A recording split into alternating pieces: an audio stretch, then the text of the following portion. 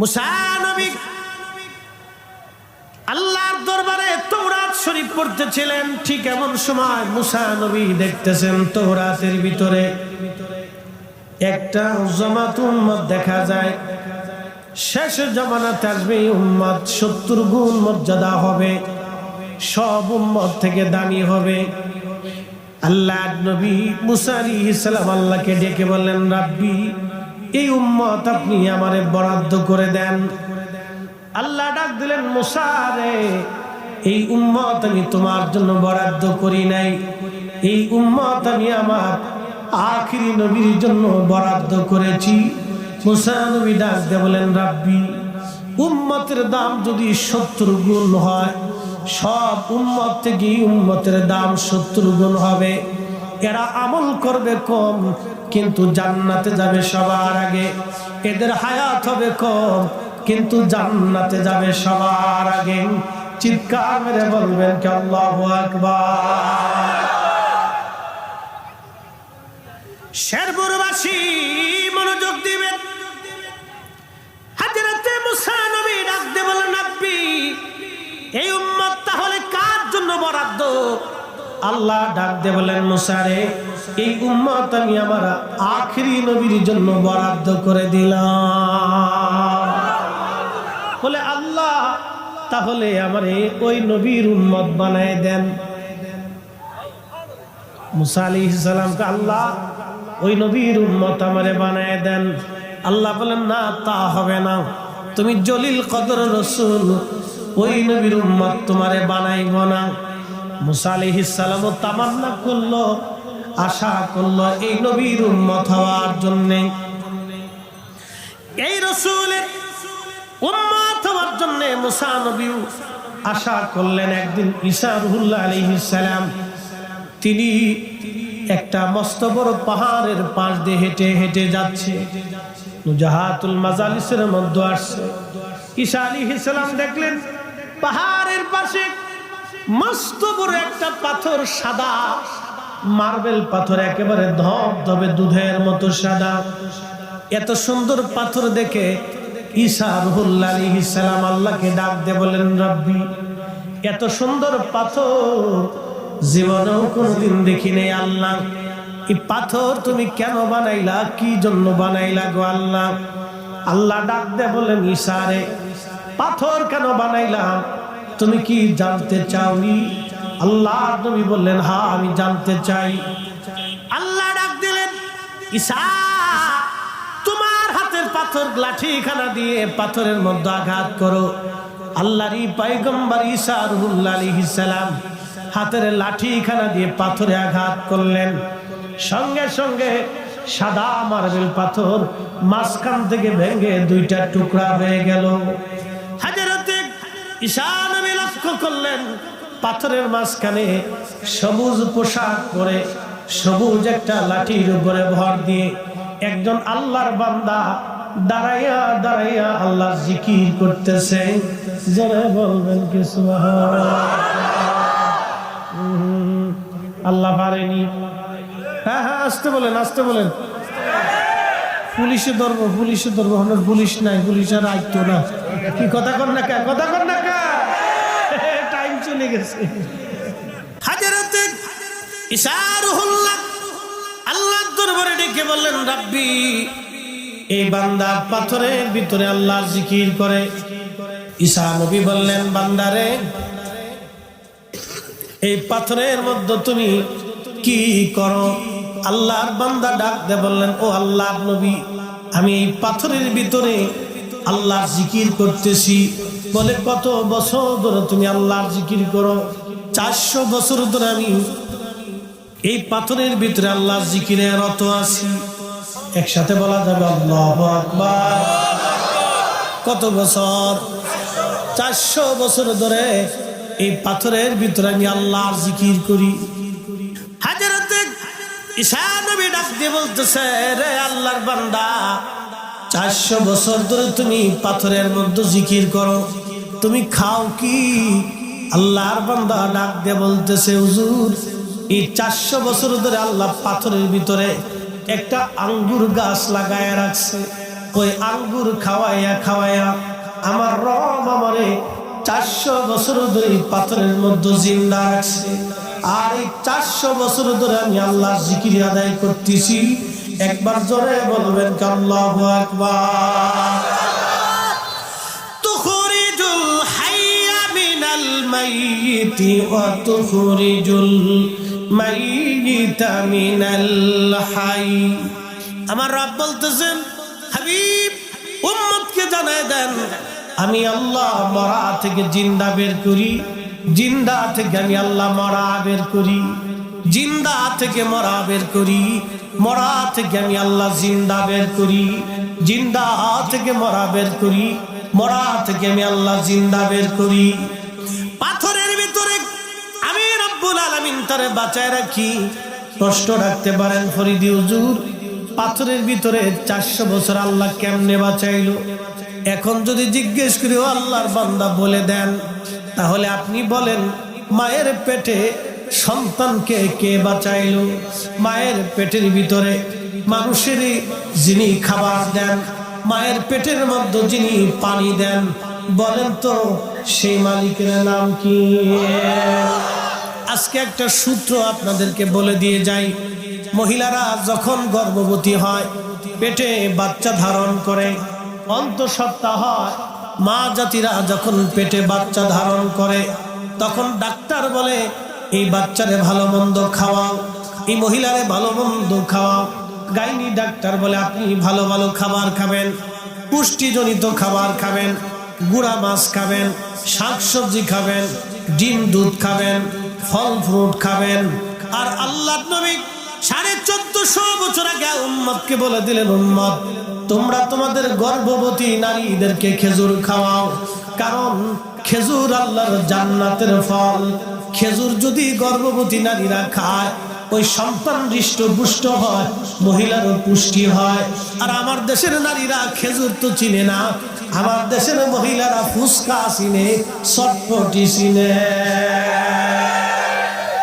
ওই ফুসকার মার্কেট খুব বিরাট মার্কেট, যা দেখেন ভসভস ভসভস করে ছাগলে যেমনে খায়, ও ফুসকা অমনে খাচ্ছে, খুব খাচ্ছে, একবারে কায়দা মতো খেয়ে সামার করে দিচ্ছে। আর ফুসকার চটপটির দোকানদারকে খা তোরা যদ্দূর খাইয়া, এরপরে ফার্মেসিতে যাইয়া, এরপরে সেকলো মেকলো সার্জেল মার্জেল কি আছে এটা কিনে কিনে খাবি যা। আল্লাহ রাসূল 1450 বছর আগে বলছে, তোমরা খেজুর খাওয়াও, নারীদেরকে খেজুর খাওয়াও, বাচ্চাদেরকে খেজুর খাওয়াও, কারণ খেজুর আল্লাহর জান্নাতের ফল। একসাথে বলা যাবে মারহাবা। আরো কি জন্য খেজুর খাওয়াইতে বলছে আপনাদেরকে বলি। আল্লাহ আমাদেরকে বানাইছে মাটি দিয়া। কি দিয়ে বানাইছে? কোরআন বলতেছে, আবাদা খালকাল ইনসানি মিন তিন, আমি মানব জাতির সৃষ্টির সূচনা করছি মাটি থেকে। তো আদম আলাইহিস সালামের যে মাটি দিয়ে বানানো হয়েছিল, এই মাটির অতিরিক্ত মাটি দিয়ে আল্লাহ খেজুর গাছ বানাইছিলেন।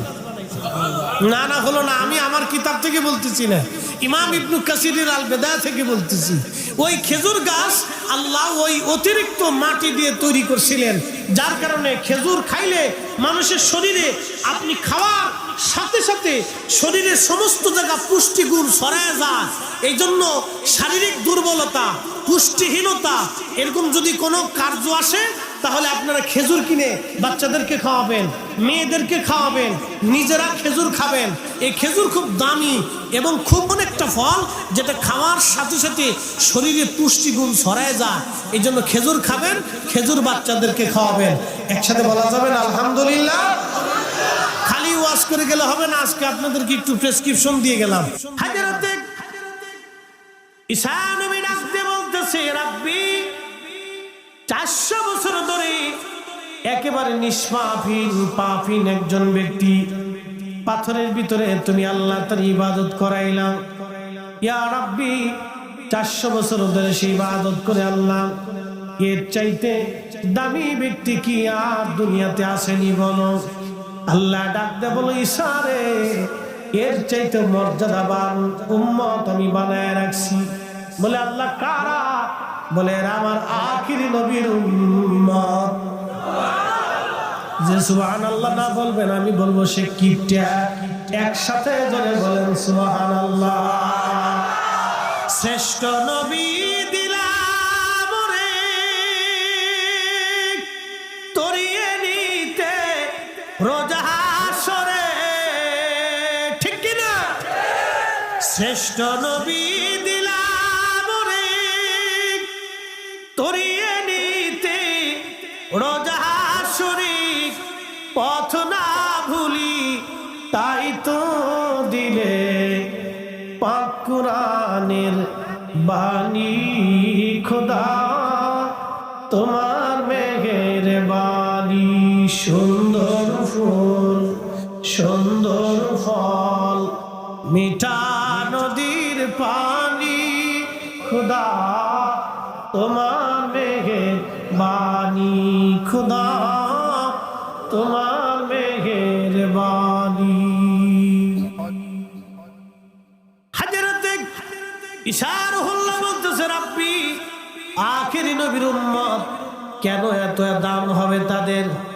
আল্লাহ ডাক দিলেন ঈসারে, আমার আখিরি নবীর উম্মতের মধ্যে আমি আল্লাহ বিশেষ বিশেষ দিন এবং রাত দিয়ে দিব, যে দিন এবং রাতে ইবাদত করলে এরকম 400 বছর ইবাদত করার চাইতো দামি মর্যাদা আমি আল্লাহ তাদের দান করব।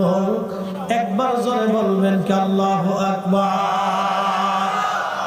তখনই ঈসা রূহুল্লাহ ডাক দিয়ে বলেন রাব্বি তাহলে আর দেরি করবেন না, আমারে ওই নবীর উম্মত বানায় দেন, আমারে ওই নবীর উম্মত বানান যাতে আমি আখিরি জমানায় সেই নবীর উম্মত হতে পারি। আমার আল্লাহ কবুল করে বলেন ঈসারে আপনার দোয়া আমি আল্লাহ কবুল করে নিলাম।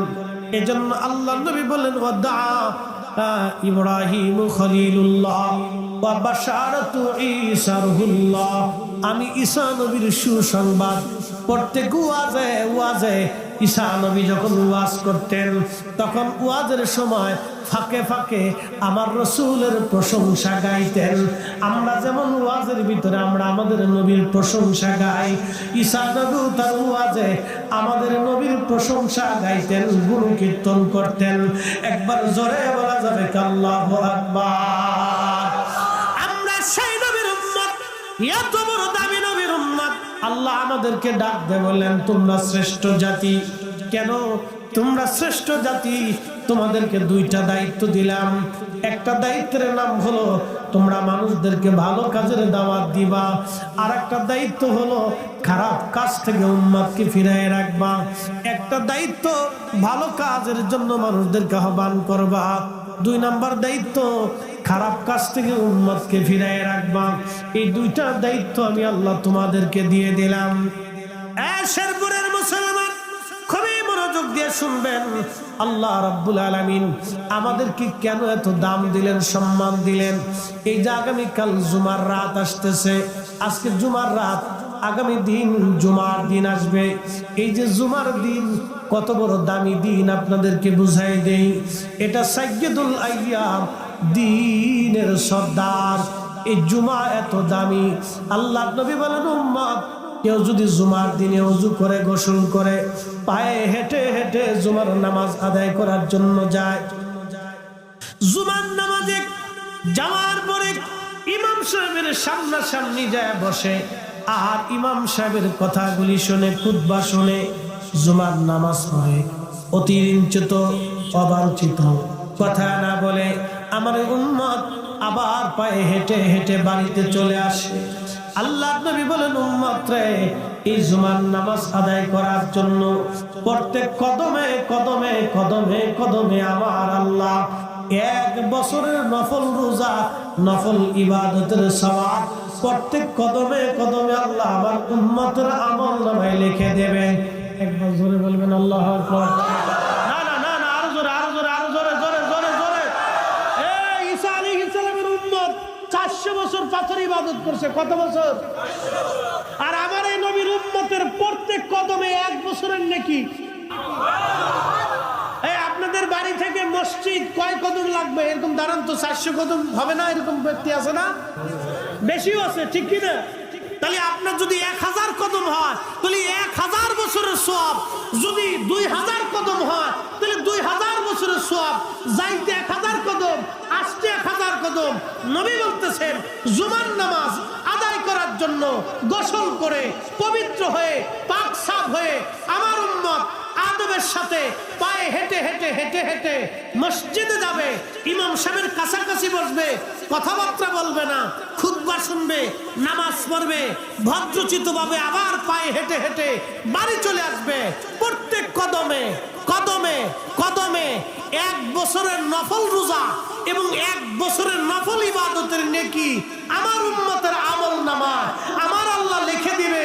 যদি 5000 কদম হয় যদি 5000 বছরের নেকি, যদি 10,000 কদম হয় 10,000 বছরের নেকি, যদি 500 কদম হয় 500 বছরের নেকি, যদি 1000 কদম হয় 1000 বছরের নেকি। তুমি ঈসা নবীর উম্মত 400 বছর ইবাদত করিয়া যা না পাইছে, আমার নবীর উম্মত এক জুমার মসজিদে এক জুমায় যাইতে যাইতে আস্তে আস্তে তার চাইতে 1000 গুণ বেশি গুণ নেকি আমার এই নবীর উম্মতের আমল নামে আল্লাহ লিখে দিবে। আরো আরো আরো জোরে আরো জোরে আরো জোরে হাত উঁচা করে বলেন আল্লাহু আকবার। এবার জুমার নামাজ পড়েন না কে কে? হাত উঁচা করে। জুমার নামাজ পড়েন না কে কে? আচ্ছা পড়েন তো ইনশাআল্লাহ। কালকে জুমা হবে তো? হ্যাঁ ইনশাআল্লাহ বলেন ইনশাআল্লাহ। জুমা কাজা করবেন না তো? একসাথে 3 জুমা কেউ যদি কাজা করে আল্লাহ তার অন্তরে মোহর মেরে দেয়, তখন কোরআন ভালো লাগে না, হাদিস ভালো লাগে না, দিন ভালো লাগে না। আচ্ছা বলেন তো, যেই নবীর কারণে আল্লাহ আমাদেরকে এই দাম দিলেন, ইজ্জত দিলেন, সে নবীর দাম কত? কত? অনেক কত? 1000 কিলো? এর কোন শেষ আছে? জোরে বলেন, কোন সীমানা আছে? কোন সীমানা হবে? ও রাসূলের ইজ্জতের কোন সীমানা নাই, এটা সীমানাহীন ইজ্জতওয়ালা। কথা বলেন ঠিক না ঠিক? মনোযোগ দিন। হযরতে আল্লাহর নবী আরো বলেন, উম্মত প্রত্যেক জুমাতে যদি তোমরা নামাজ পড়ার জন্য সর্বপ্রথম যে জুমার মসজিদে যায়, আল্লাহ তাকে একটা উট কুরবানির নেকি লিখে দেয়। দ্বিতীয়বারে যে যায় আল্লাহ তাকে একটা গরু কুরবানির নেকি লিখে দেয়।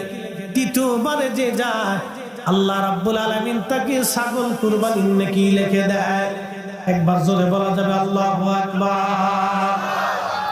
হাজিরিন, আল্লাহর নবীজি জুমার নামাজ কাজা করতে নিষেধ কেন করলেন? কোরআনে আল্লাহ আয়াত নাজিল করলেন, ইয়া আইয়ুহাল্লাযীনা আমানু ইযা নুদিয়া লিস-সালাতি মিন ইয়াউমিল জুমআ ফাসআউ ইলা যিকরিল্লাহি ওয়া যারুল বাই'। হে ঈমানদার, জুমার নামাজের জন্য যখন আযান দেওয়া হয় তখন ব্যবসা বাণিজ্য, বাড়ি ঘর, দোকানপাট, হাট বাজার সব কিছু তোমরা ছেড়ে দাও। ছেড়ে দিয়ে জুমার নামাজ পড়ার জন্য তোমরা মসজিদে চলে আসো নামাজ পড়ার জন্য। বেচা বিক্রি তোমাদের জন্য হারাম। বেচা কিনা, সংসার, জমি জমা যা আছে সব ফেলে দিয়ে তোমরা জুমার জন্য মসজিদে আসো। কেন আসবেন? একটা ঘটনা শোনাই দিয়ে যায়। মদিনাতে বিরাট বড় দুর্ভিক্ষ লেগে গেল। বিরাট বড় দুর্ভিক্ষ। টাকা আছে কিন্তু খাবার নাই, টাকা আছে কিন্তু খাবার নাই। যেমন আমাদের বাংলাদেশে ধরেন, বহির্বিশ্ব থেকে যদি আমাদের বাংলাদেশের সাথে লেনদেন, ব্যবসা বাণিজ্য বন্ধ হয়ে যায়, কারণ আমরা এমন একটা দেশ যেটা ভারতের চারপাশ আমাদের ভারত ঘিরে রেখেছে। যদি ধরেন ব্যবসা বাণিজ্য বন্ধ হয়ে যায়, জাতিসংঘ আমাদের থেকে মুখ ফিরায় নেয়, সারা পৃথিবী থেকে আমাদের জন্য ব্যবসা বাণিজ্য, গার্মেন্টস বন্ধ করে দিল, টাকা পয়সা আসা বন্ধ হলো, বিশ্ব ব্যাংকের লেনদেন বন্ধ হয়ে গেল, ব্যবসা বাণিজ্য আদান প্রদান যদি বিশ্ব, এই জাতিসংঘ যদি বাংলাদেশের সাথে সম্পর্ক ছিন্ন করে দেয়, সারা পৃথিবী থেকে আমরা বিচ্ছিন্ন হয়ে যাব। আমাদের দেশে খাবারের সংকট আসবে, মানুষের পকেটে পয়সা থাকবে কিন্তু চাল থাকবে না, সার থাকবে না, ওষুধ থাকবে না। আমরা বিশ্ব থেকে বঞ্চিত হয়ে যাব, বিচ্ছিন্ন হয়ে যাব। মদিনাতে এরকম দুর্ভিক্ষ লেগে গেল। পয়সা আছে কিন্তু খাবার নাই। না খেয়ে খেয়ে এইভাবে 10 দিন 7 দিন পার হয়ে গেল। মদিনার ঘরে ঘরে দুর্ভিক্ষ, কান্নার রোল পড়ে গেল। অবস্থা ভয়াবহ। জুমার দিন আল্লাহর নবীজি জুমার নামাজ পড়ার জন্য খুতবা দিচ্ছিলেন। এমন সময় বহির্বিশ্ব থেকে, সিরিয়া থেকে একদল বণিক মদিনার বাজারে পণ্য সামগ্রী, খাদ্য সামগ্রী নিয়ে মদিনার বাজারে প্রবেশ করলো। একজন সাহাবী ঘোষণা দিলেন, কে আসো? তাড়াতাড়ি যাও, জুমার নামাজ যারা পড়তে আসছো, মদিনার বাজারে পণ্য সামগ্রী নিয়ে সিরিয়া থেকে কাফেলা আসছে, যার যার মতো খাবার কিনে নিয়ে আসো। মসজিদে রাহমাতুল লিল আলামিন খুতবা দিচ্ছিলেন, অন্য কেউ না। আল্লাহর নবী খুতবা দেন, তখন মসজিদ থেকে মুসল্লিরা বের হতে হতে, মুসল্লি চলে যেতে যেতে যেতে যেতে সব মুসল্লিরা মসজিদ থেকে বের হইয়া খাবার কেনার জন্য মদিনার বাজারে চলে গেল। মাত্র 10 জন সাহাবী আল্লাহর ঘর মসজিদের মধ্যে বসে রইল। আল্লাহর নবী খুতবা শেষ করার পরে দেখলেন মাত্র 10 জন সাহাবী বসে আছে, আর সব সাহাবীরা মসজিদ থেকে বের হইয়া খাবার কেনার জন্য চলে গেছে। ঠিক তখনই নবীজি দেখলেন আবু বকর বসা। আল্লাহর নবী সর্বপ্রথম ঘোষণা দিলেন, আবু বকর ফিল জান্নাতি, ওমর ফিল জান্নাতি, ওসমান ফিল জান্নাতি, তালহা আলী ফিল জান্নাতি, তালহা ফিল জান্নাতি, জুবায়ের ফিল জান্নাতি, আব্দুর রহমান ইবনে আউফ ফিল জান্নাতি, সাদ বিন আবি ওয়াক্কাস ফিল জান্নাতি, সাঈদ ইবনে জুবায়ের ফিল জান্নাতি, আবু উবাইদা ইবনে জাররাহ ফিল জান্নাতি। এইভাবে আমার নবী 10 জন সাহাবীর নাম ঘোষণা দিয়ে বললেন, এরা সবাই আল্লাহর জান্নাতি জান্নাতি। একবার জোরে বলবেন কি আল্লাহু আকবার।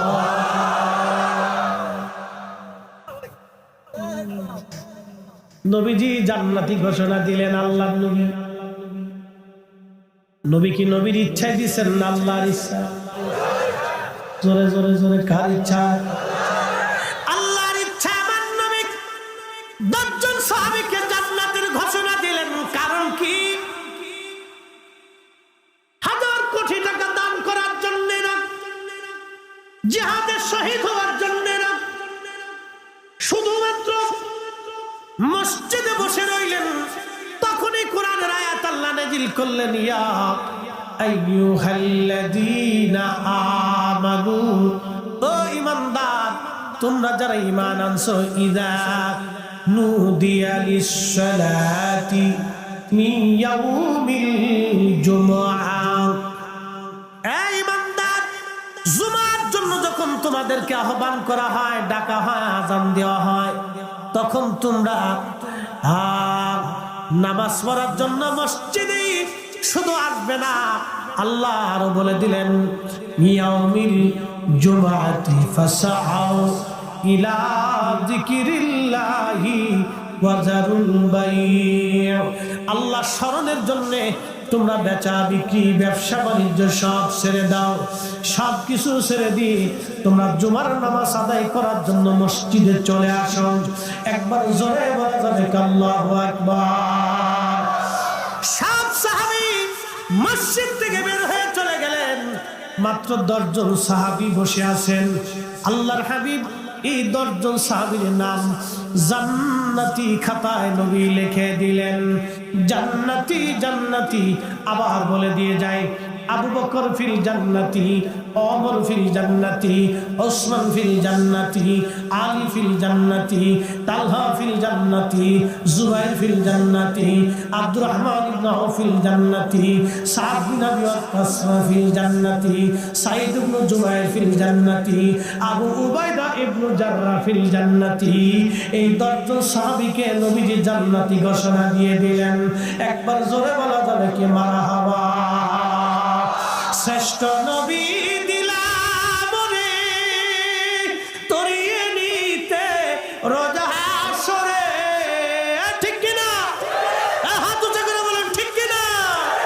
শ্রেষ্ঠ নবী দিলাম রে তরিয়ে নিতে রোজা হাসরে, পথ না ভুলি তাই তো দিলে পাক কুরআনের বাণী, খুদা তোমার মেহেরবানি।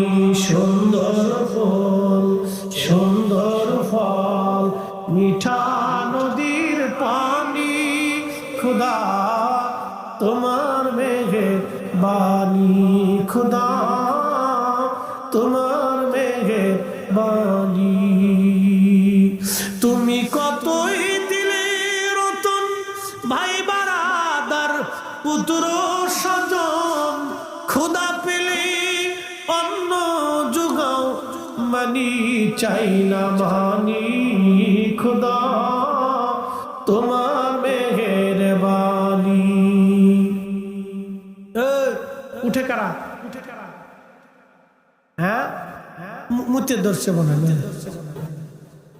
না না না খুদাই যদি উঠেন তাহলে বিপদ আছে আমি জানি শেরপুরের একটা রোগ আছে শেরপুর জামালপুরে একটা রোগ হলো এই মাহফিলের পরে তো তবরক নাই চিন্তা করে যে তবরক আলাইহিস সালাম যেহেতু নাই তো যাই গিয়া কি কথা কর না যদি মুনাজাতের আগে উঠেন আমার অনুমতি ছাড়া যদি উঠেন তাহলে কিন্তু বিপদ আছে বিপদে ফেলাবো আজকে আমার অনুমতি ছাড়া উঠা যাবে না একটা লোক উঠবেন না আমি আগে বলছি দীর্ঘ ওয়াজ করব না আপনাদেরকে নিয়ে কাজকে কয়েকটা মর্যাদার কথা বলছি আর শুধু জুমার মর্যাদার বলছি প্রত্যেক কদমে 1 বছরের নেকি আরো জোরে জোরে জোরে জোরে জোরে এটা কি আমাদের গুণে না নবীর গুণে আমাদের গুণে না নবীর গুণে তো নবীর গুণে যদি আমাদের এত দাম হয় তো রাসূলের দাম কত তো ওই নবীর উম্মত হওয়ার কারণে আমরা ভাগ্যবান কথা বলেন ঠিক কি না তাহলে এখন ওই রাসূলের উম্মতের কাজ আমাদের করা লাগবে না নামাজে আসতে হবে নি রোজা রাখতে হবে নি হালাল খাওয়া লাগবে নি এই আমার দিকে তাকান অ্যাটেনশন মনোযোগ দিয়ে এই যে আজকে ওয়াজ নসিহত শুনে আপনারা বাড়ি চলে গেলেন যায় কালকে চিন্তা করলেন যে ফরিদি হুজুরের ওয়াজ শুনছিলাম আজকে রাত আর ছাড়বো না আজকে যেহেতু জুমার রাত তো সুন্দর করে মসজিদে যাইয়া একবারে জায়নামাজ বিছিয়ে দিয়ে ফরিদি সাহেবের মতো সুন্দর একটা ফাঁকি মতোই দিয়ে একবারে জুব্বা জাব্বি গায়ে দিয়ে আতর গোলাপ লাগাইয়া মসজিদে নামাজে দাঁড়াই গেছেন নামাজে দাঁড়াইছেন কিন্তু ওযু নাই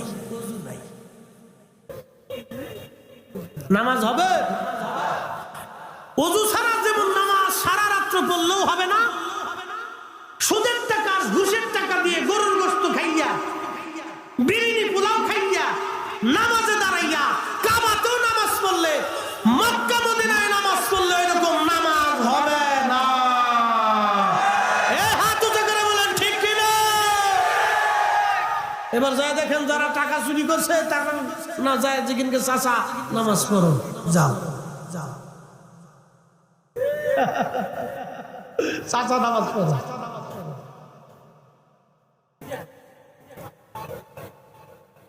হবে হবে মুসলমান মুসলমানের মতো হতো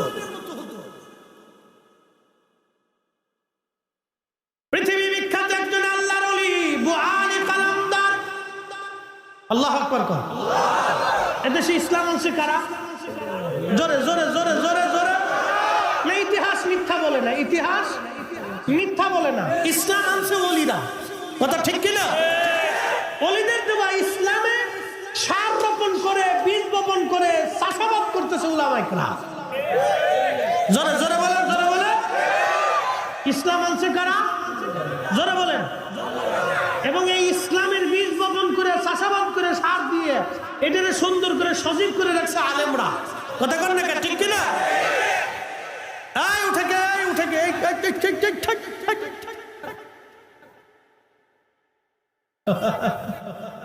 না না উঠা যাবে না একজন উঠলে আরেকজনের মনে চিন্তা করে যে এতজন মুততে গেছে তাহলে আমি একটু আরেকটা সাইডে আসি বুঝতে পারছেন না সুযোগ পাবে সুযোগ দেওয়া যাবে না একটু বসেন শেষ আমার কথা বুআলি কলমদর বুআলি কলমদর ওনার মাজার হচ্ছে ওই যে বর্তমানে পানিপথ শোনেন আমরা ওলি মানি আমরা জিয়ারত মানি কিন্তু শিরিক মানি না হাত উঁচু করে বলেন হাত উঁচু করে বলেন কোন মাজারে আমরা সেজদা মানি না হাত উঁচু করে বলেন ঠিক কি না মহিলা পুরুষ এক জায়গা হয়ে নাচানাচি বেশরিয়া কাজ এইগুলো ইসলামের ভিতরে নাই আমরা জীবনে মানি না মানবো না হাত উঁচু করে বলেন ঠিক কি না হযরত বুআলি কালামদারের বাড়ি শুয়োর জবাই করে, ফিরাই করে, কালা ভুনা করে, গরুর গোশত বনিয়া বোয়ালি কলমদরের বাড়ি সুন্দর করে লোক লস্কর দিয়ে পাঠাই দিছে। বোয়ালি কলমদরের বাড়ি যখন পাঠাইলো, তখন আমাদের কাছে যেমন মোবাইলে ফোন আসে, মেসেজ আসে, হোয়াটসঅ্যাপে ফোন আসে, এবার ফেসবুকের মেসেঞ্জারে মেসেজ আসে, দোস্ত কেমন আছেন, হুজুর একটা ডেট দেওয়া যাবে কিনা। অনেকে ফোনে না পাইলে মেসেঞ্জারে মেসেজে নক করে, হুজুর এত তারিখে কোনো ডেট খালি আছে কিনা, দেওয়া যাবে কিনা। তখন আমরা মেসেঞ্জারে লিখে দেই, না তা হবে না, খালি নাই, অথবা খালি আছে। আমি যে সুদূর মিশরের একজনের সঙ্গে মেসেঞ্জারে কথা বললাম, আমি ছাড়া আর কেউ জানে না। ঠিক আল্লাহর ওলিদের কাছে আল্লাহর পক্ষ থেকে ওই রকম মেসেজ আসতো। বোয়ালি কলমদরের সামনে খাবার নিয়ে আসছে, শুয়োরের গোশত। কিসের গোশত? শুয়োরের গোশত নিয়ে আসছে।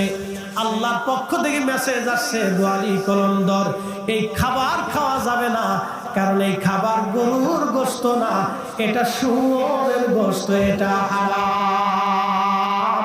চিৎকার মেরে বলেন আল্লাহু আকবার।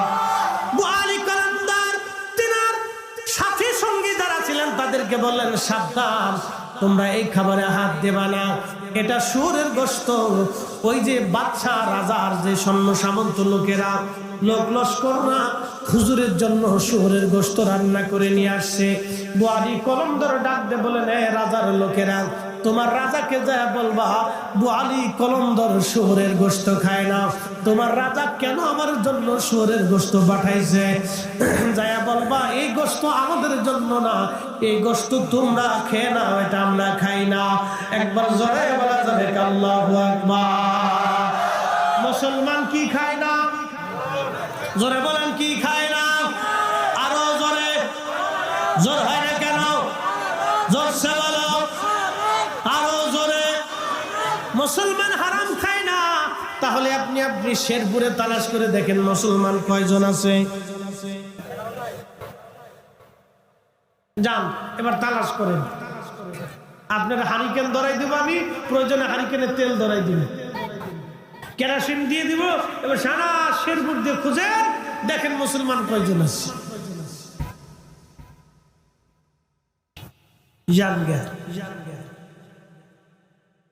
খাইয়ে লই,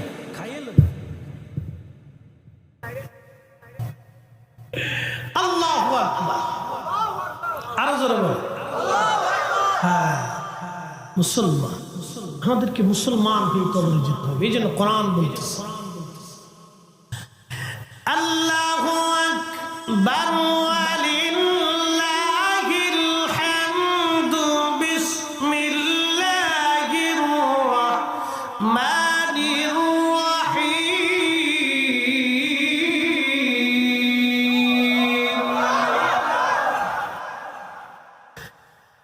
ইয়া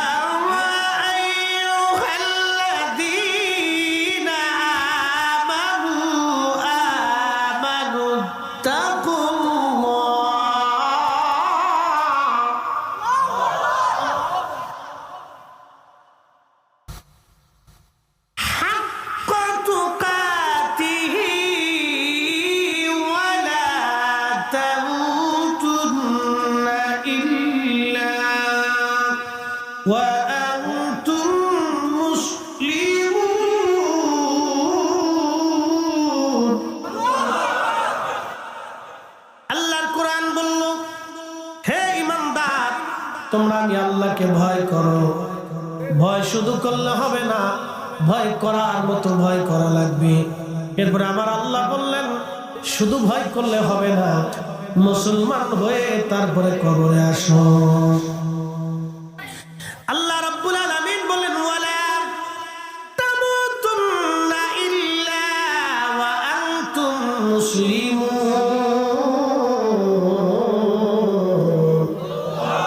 মুসলমান না হয়ে কবরে এসো না, মুসলমান হয়ে কবরে আসো। আর আল্লাহর কোরআন বলতেছে, কুল ইন্নাল মাউতাল্লাযী তাফিরুনা মিনহু ফাইন্নাহু মুলাকীকুম। হাবিব, উম্মত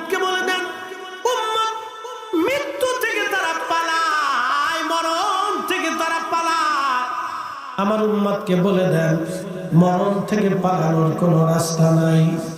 আমার উম্মত আপনার উম্মতকে বলে দেন মরণ থেকে পালানোর কোনো রাস্তা নাই। ওই মালাকুল মউত তার সাথে মোলাকাত করবে, ওই মালাকুল মউত তার সাথে দেখা করবে। শুধু আমাদের সাথে না, এই মৃত্যু সবার সাথে দেখা করবে, শুধু আমাদের সাথে না, ফেরেশতাদের সাথেও দেখা করবে। মৃত্যুর একটা সূরত আছে, মৃত্যুর একটা জীবন আছে। এই মরণটাকে আল্লাহ সৃষ্টি করলেন। আল্লাহ বললেন আল্লাযী খালাকাল মাউতা ওয়াল হায়াতা লিয়াবলুয়াকুম আইয়ুকুম আহসানু আমালা।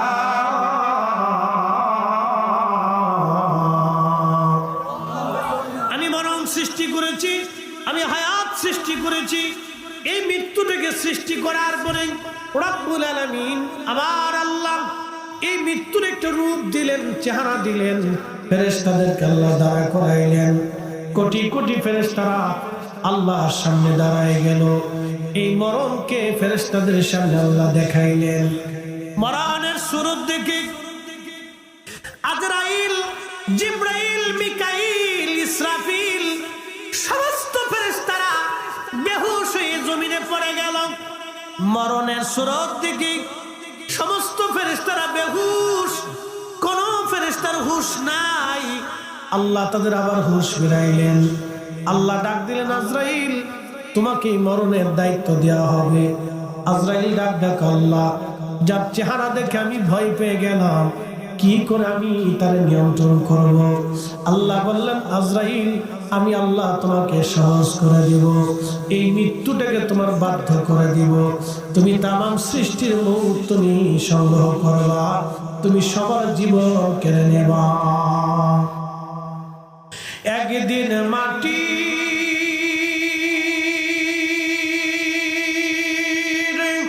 ভিতরে হবে ঘরে, মন আমার কেন বান্ধ দালান ঘর। ঠিক কিনা? একদিন মাটির ভিতরে হবে ঘরে, মন আমার কেন বান্ধ দালান ঘর। এই মৃত্যু আপনার আমার দুয়ারে করা নাড়বে। কোন সময়, কোন দিন, কখন এই মৃত্যু আসবে আমরা কেউ জানি না। শেরপুরবাসী খুবই মনোযোগ দিয়ে কথাগুলি শুনে যাবেন। আমরা মৌতের মাধ্যমে আল্লাহর দরবারে চলে যাব। আমরা ছিলাম আল্লাহর দরবারে, আবার দুনিয়ার মধ্যে আসছি, আবার আল্লাহর দরবারে চলে যাব। ওয়া ইন্না ইলাইহি রাজিউন। আমরা আল্লাহর দরবারে আবার ফিরে চলে যাব, অবশ্যই আল্লাহর দরবারে চলে যাব। শেরপুরের মুসলমান আল্লাহর দরবারে যে চলে যাব, কি নিয়ে যাব? প্রথম নম্বর ঈমান, 2 নম্বর আমল। 1 নম্বর ঈমান, 2 নম্বর আমল। 1 নম্বর ঈমান, 2 নম্বর আমল। এই দুইটা জিনিস নিয়ে কবরে যেতে হবে, আল্লাহর কাছে যেতে হবে। এর বাইরে কিছুই নেওয়ার সুযোগ আমাদের নাই। শেরপুরবাসী খুব মনোযোগ দিয়ে শুনে যাবেন। আমার কথা একেবারে শেষ পর্যন্ত নিয়ে আসছি। আমরা আল্লাহর দরবারে চলে যাব। আল্লাহ আমাদের জীবনের হিসাব টানবেন। বান্দা নামাজের হিসাব দিয়ে যাও, পূজার হিসাব দিয়ে যাও, জিন্দেগির হিসাব তোমরা দিয়ে যাও। আচ্ছা বলেন তো, সূর্যের আলো যিনি দেন, চাঁদের আলো যিনি দেন, বাতাস যিনি দেন, খাবার যিনি দেন, মাটি যিনি দিলেন, ফসল যিনি দিলেন, একই মাটি থেকে হাজার কোয়ালিটির ফল, বিভিন্ন ধরনের খাবার, একই পানির ভিতর থেকে বিভিন্ন ধরনের মাছ, একটা জিহ্বা দিয়ে একটা পেটের ভিতরে যিনি ফালাইলেন, খাওয়াইলেন, তিনি সে আমার আল্লাহ। কিছু আমাদের কাছে চান নাই, আল্লাহ আমাদের কাছে বেশি কিছু চান নাই। একটা জিনিস চেয়েছেন, লা ইন শাকারতুম লাযীদান্নাকুম ওয়া লা ইন কাফারতুম রব বলেছেন শুকর আদায় করো নাফরমানি করিও না তুমি খুব মনোযোগ দিবেন সম্পদ আল্লাহ দিলেন এই সম্পদ আল্লাহ নিয়ে যাবেন ইজ্জত আল্লাহ দিলেন আল্লাহ আবার ইজ্জত নিয়ে চলে যাবেন এখন যাদেরকে ইজ্জত আল্লাহ দিচ্ছেন আগামীতে নাও থাকতে পারে এই কথা বলেন ঠিক কি না আবার এখন যাদেরকে দিচ্ছেন আগামীতে নাও দিতে পারেন এইখানে আল্লাহ আমারে বসাইছেন এখানে নাও উঠাইতে পারেন আল্লাহ ও শেরপুরবাসী আমরা সবাই আল্লাহর কাছে চলে যাব আমাদের রিজিক আমাদের অর্থবিত্তগুলি সব রেখে চলে যাব পৃথিবী থেকে কিছুই নেওয়ার সুযোগ নাই এদেশে হাজার হাজার কোটি টাকার মালিক যারা বসুন্ধরার গ্রুপের মালিক মারা গেলেন ওনার ইন্তেকালের সময় হাজার হাজার কোটি টাকার সম্পদ রেখে গেলেন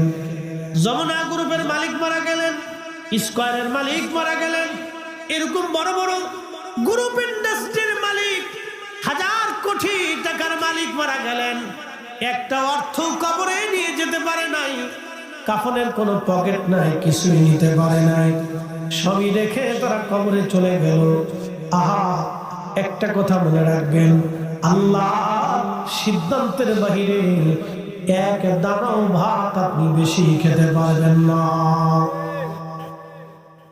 আল্লাহর সিদ্ধান্তের বাহিরে এক দানা ভাত আপনি বেশি খেতে পারবেন না শেরপুরবাসী আল্লাহ ডাক দেবেন এ বান্দা কি করছো তুমি দু হাতের রুজি দিয়া বলো সেই দিন বলবো রব্বুল আলামিন মাদ্রাসায় দেই নাই মসজিদে দেই নাই আমরা তোমার পথে খরচা করি নাই আল্লাহর কোরআন বলতেছে ওয়া আনফিকু মিম্মা রাযাকনাকুম মিন ক্বাবলি আইয়াতিয়া আহাদাকুমুল মাউত মরণ আসার আগে তোমার রিজিক থেকে আল্লাহর পথে তুমি ব্যয় করো যদি আল্লাহর পথে তোমার রিজিক তুমি ব্যয় করো আমি আল্লাহ 70 গুণ তোমার রিজিক আমি আল্লাহ বাড়ায় দিব একসাথে বলবেন আল্লাহু আকবার কত গুণ জোরে বলেন কত গুণ 70 গুণ আল্লাহ বাড়াবে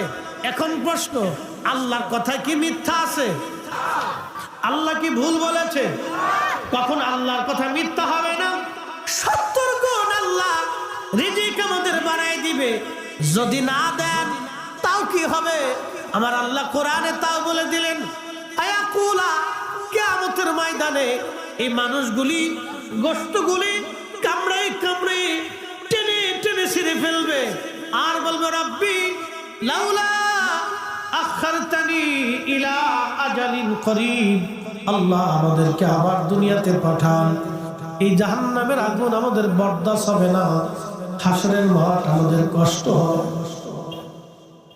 আল্লাহ দুনিয়াতে আবার আমাদেরকে পাঠান গোশতগুলি কামড়ে কামড়ে টেনে টেনে ছিঁড়ে ফেলবে আর বলবে রব্বি আমাদেরকে আবার দুনিয়াতে পাঠান ফাআসাদদাকা বেশি বেশি করে দান করব ওয়া আকুম মিনাস সলিহিন as-salihin নেককারদের অন্তর্ভুক্ত হয়ে যাব আল্লাহ ডাক দিবেন ওয়ালা ইউআখিরাল্লাহু নাফসান ইযা জাআ আজালুহা বান্দারে দ্বিতীয়বার দুনিয়াতে যাওয়ার সুযোগ নাই এ বান্দা পৃথিবীতে যাওয়ার সুযোগ নেই একবার হায়াত শেষ হয়ে গেলে থাকার আর সুযোগ নাই কবরে চলে গেলি আর ফিরে আসার আর কোনো সুযোগ নাই শেরপুরের মুসলমান মরণ আসার আগে আল্লাহর পথে দান করা লাগে